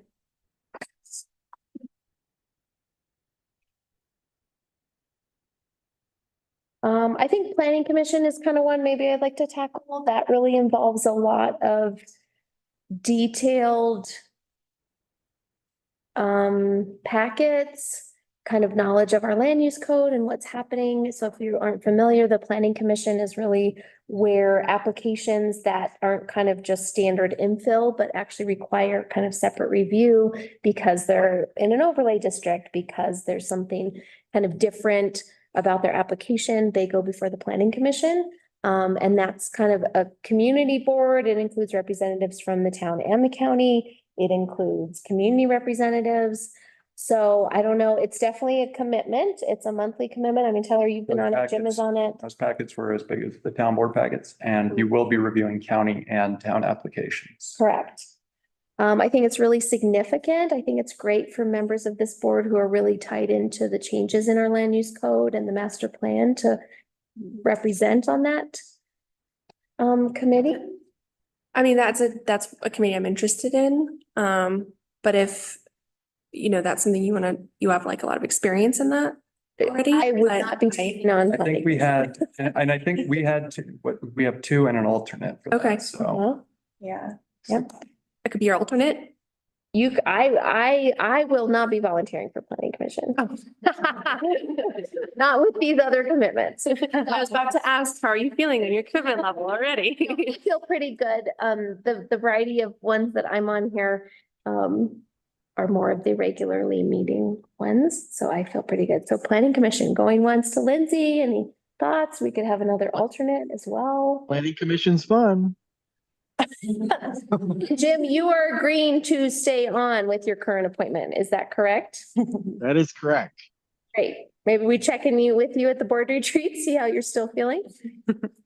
My only question, sorry, Jim, is the other place where I have experiences in public utilities. And so those are two heavy boards, it seems like, so I wouldn't want to sign up for any big packets. Do you want to clarify public? Yes. So public utilities. Yes, I can clarify that one. Public utilities, we haven't met in the last year. I'm hoping that we have some quarterly meetings coming up. And it was really just not working out with everyone's schedule, but I don't think it would be a huge lift on the public utilities. But as we do get into our wastewater and our rate study, that's when we'll be pulled in, but we're looking at maybe a quarterly meet. Okay. I know, Ron, you've been. And yeah, then I would put myself under. Great. Yeah. So you're saying planning commission? Yeah. Great. Is there anyone that would be open to being an alternate?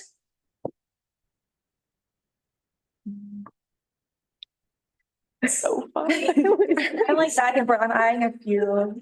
Like I'm really I mean, interested in maybe the we could ordinance. go around and just kind of talk to people about your preferences as opposed to doing it by board. We could just, you all are looking at this and might have some thoughts if we want to just go around and say what's kind of appealing to you. So Ron, we'll just go in order. Ron, you have any? I've probably got some experience in the utility business. Just looking at the others, I don't have a specific preference. The planning commission could be pretty interesting. Back at the time. Yeah. I might be an alternate for that or observe some of that and see how that goes before I would jump in with both feet. Okay, yeah. Maybe an alternate could be a good idea. Yeah. Yeah. Finance is done. I can almost fit in any of the slots. Yeah. Wherever you could use me. Okay, thanks for that. Amy? One that I am super interested in joining is the Ordinance and Personnel Committee. I think, last year from going through the process of writing a policy, passing it, and I just like that kind of stuff, diving into ordinances, procedures. Gloria, she's your woman. So that's the one thing. Fun. So I would really like to do that one. Another one that I'm pretty interested in as well as Parks and Rec, but I would say the ordinance of personnel would be my preference. Everything else I can do as well, but yeah. Great. Yeah. And you're happy, Tyler? Keep it clear. Great. Yeah, I'm good. The one thing I was looking at is whoever's representing us on the planning commission, I think has historically also represented us on the Board of Adjustments. And that means just a clarification. If you serve on the planning commission, you cannot serve on the board of adjustments. I served on both when I started. So did Sally. Yeah, and we had to pull Sally. Okay, thank you for clarifying. Yeah. Thank you, Tyler. Bring that up when we got to that board. Yeah, that's. And does anybody have clarifications on any of the boards as we're going through? Board of Adjustments meets as needed. Lucy, do you want to speak any more to it? Yeah, the Board of Adjustments meets as needed. I've met with the Board of Adjustments only once since starting this job, and I don't think they met very much before I started. They review variance requests. And a variance request is basically saying, hey, I have this hardship and my setback it's related to the zoning code. My setback is supposed to be 7 feet to the side. I would like it to be reduced to 3 feet to the side, and they come and they go through an application process, and it's a similar process that the Historic Review Committee and the Planning Commission see. Only it's for a variance request. I did one, it was very specific. They have to prove a hardship. They give it to them if they prove the hardship. Yeah. It's very legally prescribed. Yeah, it's very legally prescribed, and not to scare people away from it, but it doesn't meet very often. But when it does, it's usually a very important topic that's important to be well versed in. So just like the Planning Commission is important to understand what the land use code is, the Board of Adjustments is also one where you're going to want to have an understanding of what's in the land use code, as well as the master plan. And again, meets periodically and fairly prescribed process. Right. And meets very rarely. Very rarely. Yeah, and the last time we met, we kind of briefed everyone before the meeting and we said, this is the process you're going to go through. These are the things you're going to say. We gave someone a script. We will help you through it. So it's not scary either. I'll work on that one. Okay, great. That sounds awesome. And then we'll take an alternate we'll need 2 people and an alternate for that one. 2 people and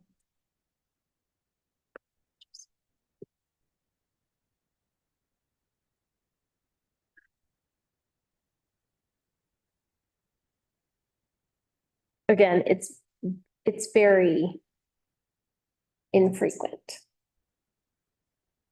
Typically evening meetings. Yes, 5 or 7 PM typically. You know what day it usually is? It's as needed. So what we'll do is we would send out an email to the Board of Adjustments and we'd say, when are you available? And we'd find a time where everyone was available. Okay, I can do that. I'll do it. Yes, thank you.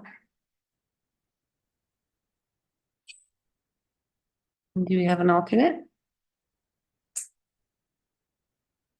Can volunteer for that to be an alternate. Thanks. Right. I guess as we're going around, maybe Yeah. it's my turn to share what I'm interested in. The Parks and Rec Committee is one that I'm definitely interested in serving on, as well as the Public Safety Committee. There's no objections. I'd like to be on both of those. And I think the Historic Review Committee also has some interest for me. And yeah, I think that's something I'm interested in. But I know right now Jim is on there as an alternate, so I'm wondering if he has any thoughts. I can jump off if you'd like. Jim, you're on a lot of heavy packet committees. Do you want to pass along the fun? There is a spot. I enjoy the ones that I'm on, and I'd love to stay on those, but if I'm an alternate on anything and if someone would like to do that, then I'm all for it. Yeah, well, it looks like Mayor Furman's is vacated, so Carl, you could take Shane's position. I just wanted to check in with you. Yeah. Those seem like great ones for you. Yeah. Really. Someone else has brought those up, so great. It's actually working the like multiple skills thing. Lindsay, so we have you on Planning Commission. One question I had for you is Sneffels Energy Board. I was about to bring that up. I actually already sit on that board, so I'd be happy to continue doing that in the actual official position. Great. Yeah. 2 birds with one stone. Yeah. Yeah, and then if there are others, I assume the Bonita Peak Planning Group is also a heavy packet board. Not packet. They don't have packets. No. Or whatever. They meet regularly monthly. Okay. But there's usually no packet. Yeah. Involved. That is also of interest. Okay. So let's see. So we have possibility for Bonita Peak, Sneffels Energy and Planning Commission. There's public utilities too, if that's if that's too many. How many are we all dividing up? Ron, how did you feel about public utilities? That seems like a good. I think it's 4. I'd love to take Work group. Parks and Rec seat. Okay, so I would stay on Parks and Rec and we would add Amy and Carl. Yeah. Does that make sense to everybody? Okay. And then public safety, I think we heard Carl. Tyler, you're also on it. Is there anybody else, public safety? Okay, Ron's on public safety. And again, those have not met frequently historically. Perfect. So stay tuned. They should. Stay tuned. I think there's work to be done there. And I think personnel and ordinance, we had Amy, we love your enthusiasm there. Gloria will love that. Jim, you're happy staying on there, I've heard. So we are still looking for one more on personnel and ordinance. And that's just really kind of where some of the ordinances get fleshed out, right? Like if we're really talking about a new ordinance, it would go through that committee first. Bump out. But the bump out ordinance is a great Conversation example. Yeah. It's really fun. If you like the details, the law, it's a great application for your skills. Perfect feeling. Yeah.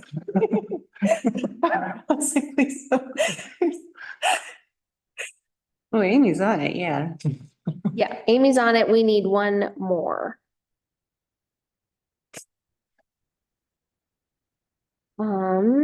And that's probably one that tends to meet more regular. It just seems like It's just not come up with that. every month, but Yeah. I like to have a placeholder for the monthly, just in case things come up. Mm-hmm. Mm-hmm.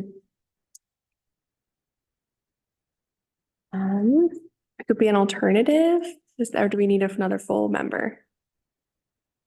We need another full member. Okay. And that one, we're pretty flexible with times. How detailed is it? That's, yeah, I see here in the packet, it mentions meetings at 4. And that's just not workable for me. Yeah, and so we can definitely adjust those times. That was based on the last group that like convened, basically. So if there's a better time, we can totally do that if you're interested. Yeah, I'm interested if we can. Okay. Later works. I'm like better. 5. Yeah, later works better for me too, honestly. Okay, I will put a note to schedule later. I'll just actually just send out kind of a doodle poll to you guys, so you can pick a good time. And then what we did last time was we picked a good time a couple months in a row, and then we got into a rhythm and we decided it would be, you know, like the third Wednesday, so. Great.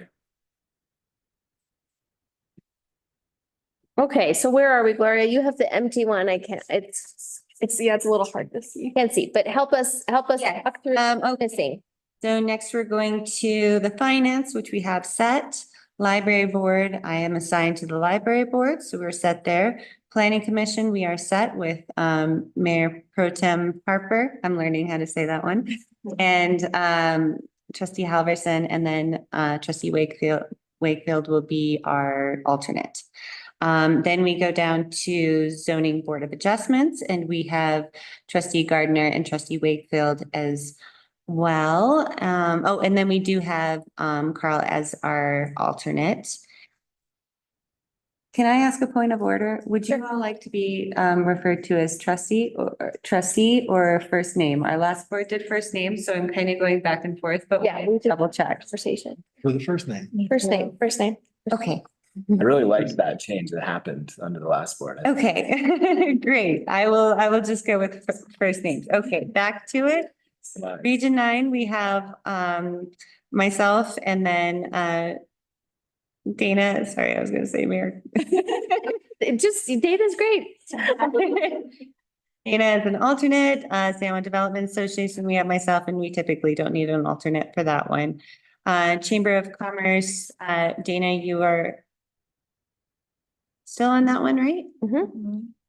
Do I have Harper on that one too?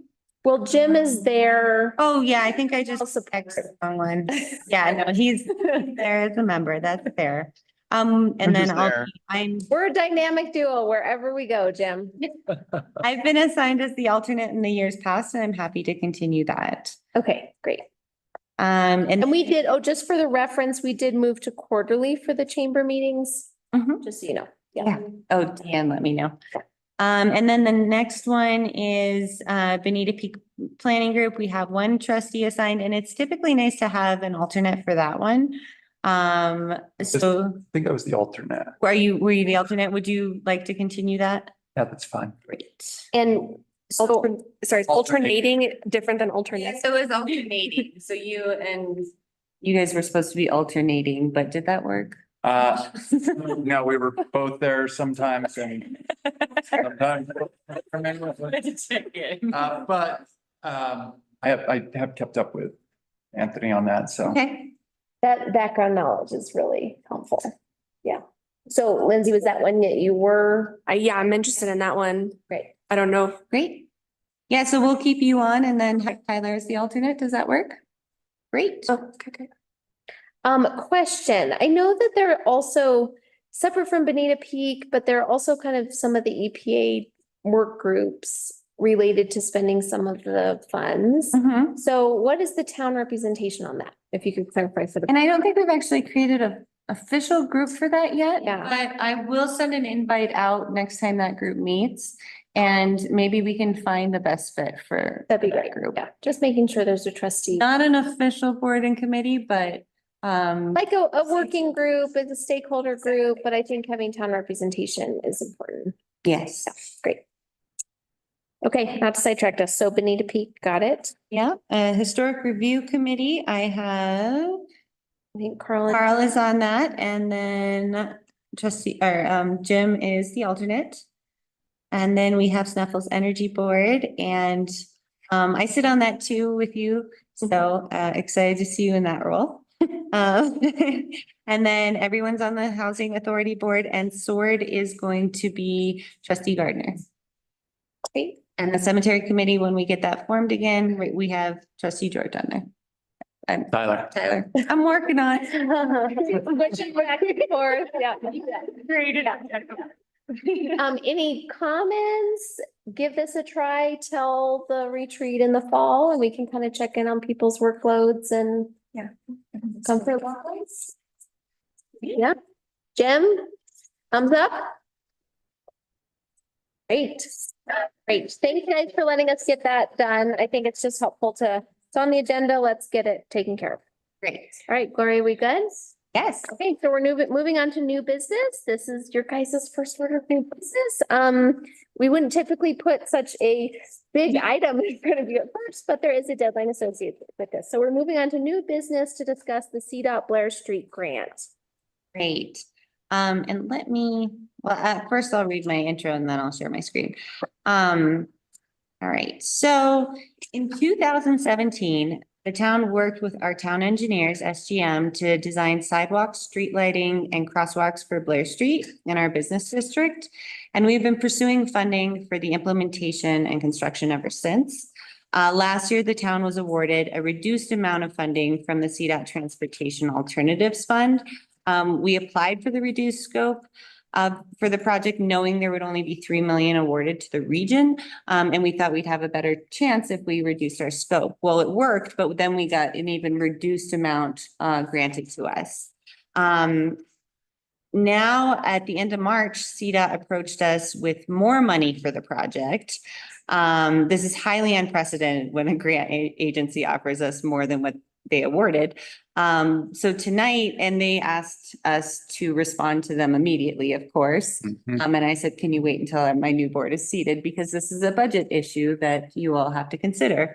And so we were given this extra funds and we are asking you tonight if you would like to accept the additional award with the additional grant match requirement.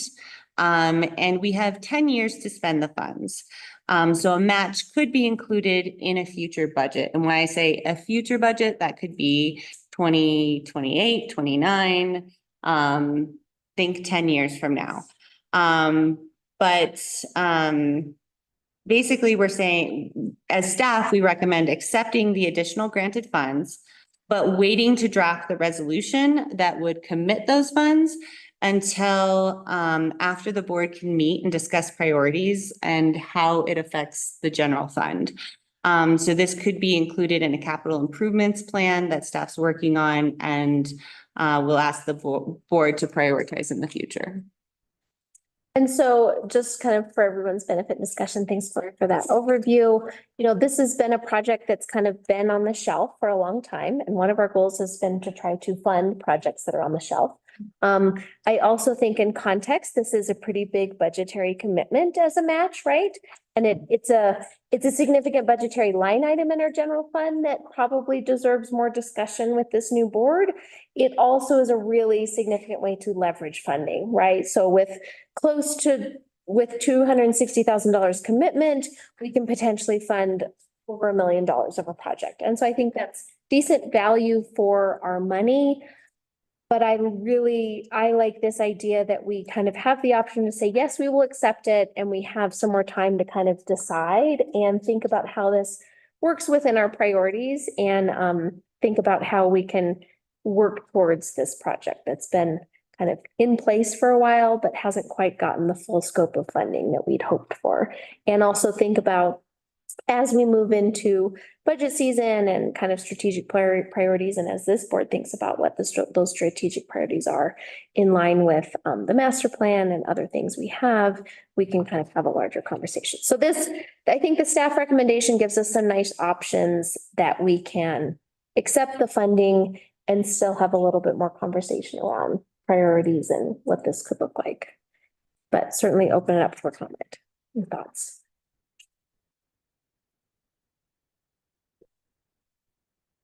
I am shocked.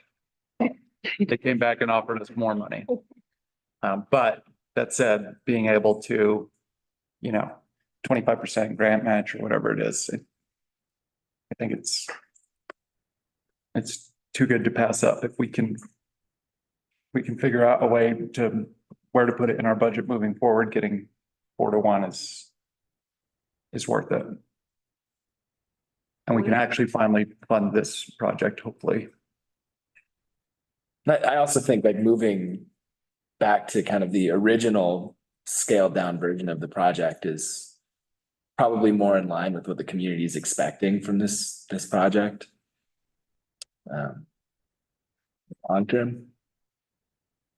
You want to hear the backstory on the CDOC grant, how we got more than we asked for. That's interesting. I'd also say that this gives us time to, again, re-socialize the idea among the community. There does seem to be some concern about the cost of this project. So wanting to go through the whole process again, it seems like a good way to seek community input and just explain why this is this is a really incredible opportunity. I agree, and having that timeline of 10 years, I think really helps us too, especially me as a new trustee member, not really diving into the budget too detailed yet. That'll give us time to, as a board, to look at our priorities and see where we can fit it in. But if they're giving us more money, I think it's tough to turn that down. This is actually my second grant in the month of March where we got offered more money. I don't know what's going on. It's Getting grants and the housing coordinator position, we were offered more money. So it's pretty incredible. I don't know what's going on. Well, I think we do, but. We've beautified Blair Street. I know it's tough to look into a crystal ball, but do we see more businesses moving into that area, which will offset some things with revenue for us? Mm-hmm. You don't want to turn down free money. Yeah. I think it's a worthwhile conversation. Jim, you've known about this project for a while. Any thoughts here? I don't want to have to start the process over. I think that would be counterproductive. So whatever we can do to keep the momentum moving. That's my 2 cents. So it sounds like I'm hearing general agreement in the staff recommendations to accept the grant funds and again, continue the conversation around priorities and budget. As long as we can afford to do it. Yeah. Okay, great. Gloria, does that feel clear? Yes. Great. Good job, team. All right, moving on to agenda item 8B, upcoming meeting dates. All right. I know this looks daunting. You don't have to accept all these proposed meetings, but I just wanted to throw them out there. The last board, really liked meeting on Mondays. But when I came on, we would meet on Mondays and Wednesdays and Thursdays. So it really depended, on that. It is nice for staff to have set days for those meetings. But if we need to work around schedules, we totally can do that as well. So I think in your memo, I talked about several trainings that I would like to schedule. One I tentatively scheduled, just trying to get on people's calendars early, and that was April 29th for our ethics training. And so I guess that would be well, actually, the first one I want to confirm with you all is the April 22nd. Start at 5 p.m. for our Silverton Housing Authority. Are you all okay with that start time? Okay, great. Okay, and then the next one is the ethics training on the 29th. And I put 5 p.m. start, but I just kind of threw it out there. So is that a reasonable time for everyone on the 29th? Yes. Good. How long are these? And so the ethics training will be an hour, and if I can, I will get, I think Clayton, is your ethics training an hour? Yes? Did we need a motion on the last one? I know, because we are going to write a resolution. So that's more trustee direction on that one. Yeah. Dana, keeping us on. Yeah, no, Did you- thank you. Gloria, did you say it, or I thought I heard you ask me if the ethics training was gonna take an hour. Was. It can be as long as you want it to be. It typically, I would need probably an hour at a minimum, but I can fit it into an hour. Great. An hour. Great, and I might, if I can, would you guys be open for a 2-hour meeting then to do a land use review as well? Okay, excellent. What day is that? And that would be on the 29th. So that's 5 p.m., the ethics training on the 29th. Oh, did you get one of these, John? Yeah, Oh, great, excellent. Just wanted So to double- 5 to 6 for ethics training and 6 to 7 for land use. Great. And you'll send meeting invites. Yes, I will. And just clarification for the trustees, like typically meetings are twice a month, right? And then the work sessions, it will feel like a lot of work sessions to begin with because we're all getting onboarded, but there will not be work sessions every off Monday. Right. Just. Right, and I actually threw in the one on the 6th and the 20th, to see which one worked for you all, because I would like to do one around there. That is on the 6th, I was kind of hoping maybe we could do a little bit of a leadership retreat, just so you guys get to know each other. You're gonna be making a lot of decisions together, so it's a really good time to kind of see how we all function. Are you all okay with the 6th at 5 o'clock? That'll be here though, right? No, Yeah. Right. It's like retreat. Okay. Well, yeah, I say retreat, but it's just not a work session. Or a regular meeting. Yes. Right. You can let your hair down a little bit. It still is all public. Public will be invited, but it won't be recorded. Okay, and then you'll see these ones in blue. It's the code rewrite. In May, we have actually canceled our the one on the 8th. And then the one on the 22nd, we're rolling into our public outreach, Clarion is coming for our code rewrite, so. And if you guys haven't seen, the land use code draft is available to look at. I have it printed out to look at. Have not looked at it yet, but it's available to look at through the land use code website, which there's a link on the town's webpage. And I will be sending you links to it as well, because we have a great overview of what our land use code is through one of our learning sessions that we did. So. All right. I did throw out a 4 p.m. Facilities Parks and Rec Committee on the 9th. Now I'm guessing that's probably not going to work. 4 p.m. We have you on there, right, Carl? On the 9th, No. Yeah. It probably gets pretty crazy. Totally fair. Threw that out there, but do need to schedule a facilities Parks and Rec committee sooner rather than later on that one. Mhm. Do you want to do a doodle poll for? Yeah, we'll send out a doodle poll for that one. Okay. And then the next one is possible on the 20th, doing a work session. I'm kind of hoping I can get the county together so we could do a joint work session on the 20th. That's kind of my goal. So would everyone be available for that one? Okay.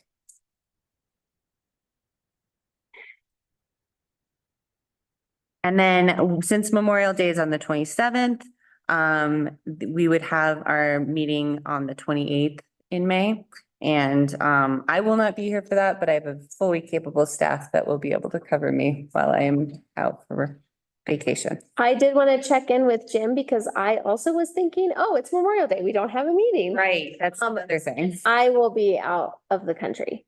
Jim, do you happen to be around on Tuesday after Memorial Day to facilitate our meeting? I should be, yes. Okay. We'll see. But I should. All right. And then my last one, and then I just kind of showed June as kind of our regularly scheduled. These first couple months are highly intense with training. We'll try and take it slow, but then in June and July, we'll kind of go back to our regular schedule. There is a conference opportunity though in June from the 19th through the 22nd. I did budget for 2 trustees to join me in Loveland for the Colorado Municipal League, and was hoping that you all might want to consider it. I will be out of the state during that time. I can go, but my parents live in Estes Park, so I can just stay with them. Oh, wow, you're making it cheap. Cool. So like, I'm saying I could free up if 2 other folks want to go, because I'll stay there for free and my stepmom loves to cook for me, so she'd be more than happy to. I will be solo parenting because Keith is at a conference, so I would love to come, but that is not an option for me that week. There. I would like to go if that's possible. Jim, yay, okay. Jim, Lindsay, we're gonna have a great time. Are you? I'm interested too. Okay, great. I think, yeah, I can keep costs really low on my side, so if we can get more people there, that would be really cool. Great. Yeah, we can all commute up. It'll be fun. It's great. It's gonna be great fun. Excellent. I'll send you all the more details. That was really the bulk of it. Do you guys have any questions on upcoming meetings or the schedule at all? Just like the code rewrite, just say I'm planning on attending the one on the 24th. I just cannot attend the one on Wednesday. Oh, and so the code rewrite learning sessions are all recorded and all on Zoom. So we try and keep it, we actually have it all on Zoom, so it's easier to record so that as we go into our code rewrites, we can reference them and say, hey, have you checked out this video? They're usually around, I don't know, 30 minutes, 40 minutes. Yeah. Just kind of a quick synopsis of like, what is a land use code? What are overlay districts? The one coming up this Wednesday will be on historic character of town. Yep. So, and what that means in zoning and our land use code. So. Oh, great. Okay. Yeah. They are really helpful. I highly encourage every board member to listen to them. The staff has done an incredible job. Our consultants have really been an excellent resource, and they're just super digestible. So yeah, really great. And again, you don't have to attend. You can listen to them on a walk or something. Yeah, that was. While you're walking through the historic district, you can listen to. So recording us. Great. Yeah. Yeah. Great. And that is all I have for you then. Other questions, comments? All right. Well, thank you all. We'll now open it up for public comment. There's nobody here in the room with us for this exciting event. Do we have anybody on Zoom for public comment? Okay, seeing no raised hands, we'll close public comment and we'll adjourn the first meeting of the new board. Thank you all. It is 9:16 PM. Woohoo, thank you. Exciting. We're all in it together now.